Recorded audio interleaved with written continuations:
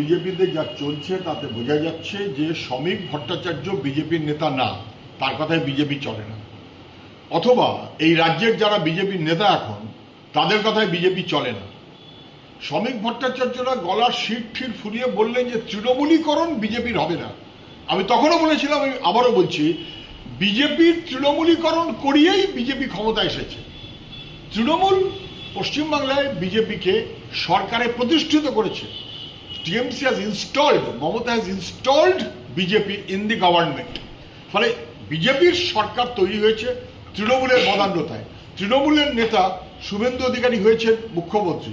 তৃণমূলের নেতা বিজেপিতে গিয়ে আবার বিজেপি থেকে তৃণমূলে এসে আবার বিজেপিতে গিয়ে অর্জুন সিং হয়েছেন এই সরকারের মন্ত্রী।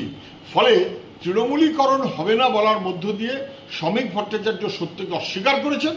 এখন পারলে বুঝতে পারছেন বিজেপিকে হারাবার জন্য মানুষ যাকে ভোট দিয়েছিল বা বিজেপির বিরুদ্ধে প্রচার করে যে জিতেছিল সেই এখন বিজেপির আসল নেতা। বরং শ্রমিক ভট্টাচার্যরা কদিন পর ওদের পায়ের তলায় বসে থাকতে হবে। আপনি লিখে রাখুন, NCPI কিংবা ভালো তৃণমূল, কালো তৃণমূল, এই সব মিলিয়ে বুঝতে পারছেন সবাই শ্রমিক ভট্টাচার্যদের কথায় বিজেপি চলছে না, RSS এর কথায় বিজেপি চলছে, RSS এর কথাতেই তৃণমূল চলছে।